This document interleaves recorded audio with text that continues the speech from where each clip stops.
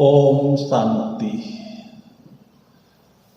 कई भाई बहन प्रश्न पूछते हैं कि धन संपत्ति को माया क्यों कहा जाता है?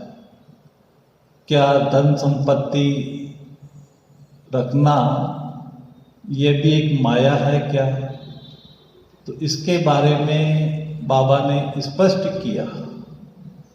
माया किसको कहते हैं? 5 विकारों को, काम, क्रोध, लोभ, मोह, अहंकार। इन 5 विकारों में एक लोभ भी आ जाता है और इस लोभ की सही व्याख्या नहीं समझने के कारण हम धन संपत्ति को भी माया समझ लेते हैं।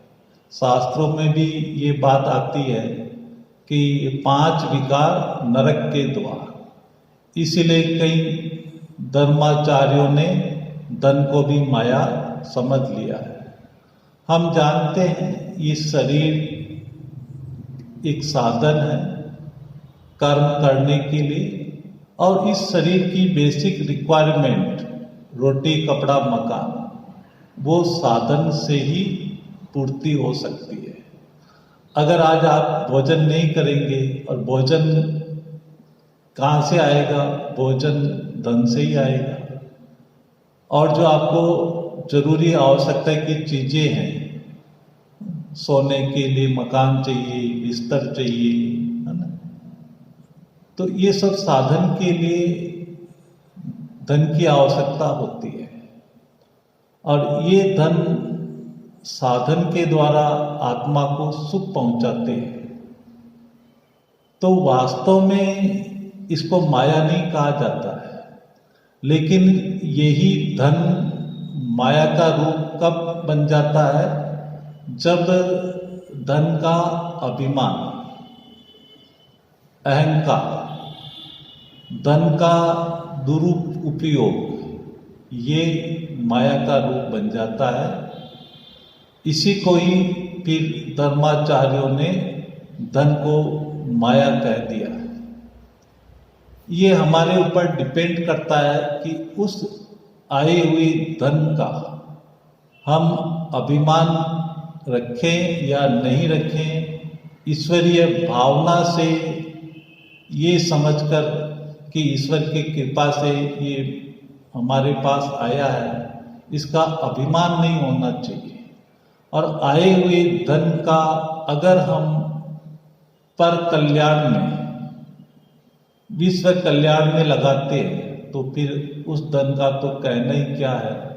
वो धन नहीं, लेकिन वो धन एक संतुष्टता का धन बन जाता है, जिससे हमें अनेक जन्म तक वो धन सुख देता रहता है।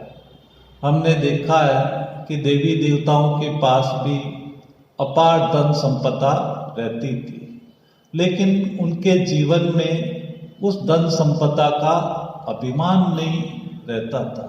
धन संपदा को एक साधन के रूप से यूज करते थे। तो इसी तरह से अगर आपके जीवन में धन आता है तो ये एक भाग्य की बात है,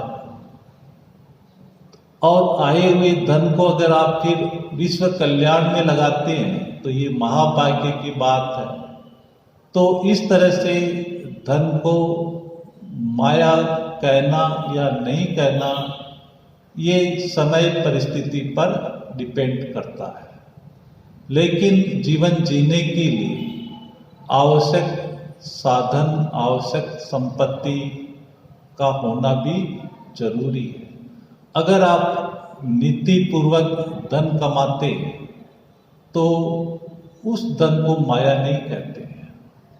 वो आपने नीति पूर्वक जितनी भी मात्रा में आपके पास धन आया है, अगर मान लो आप कोई कारोबार करते हैं, ईमानदारी पूर्वक कार्य करते हैं, और ईमानदारी पूर्वक कार्य करते हुए आपका कारोबार इतना बढ़ता जाता है जिसके कारण आपके पास काफ़ी धन संपदा इकट्ठी हो जाती है।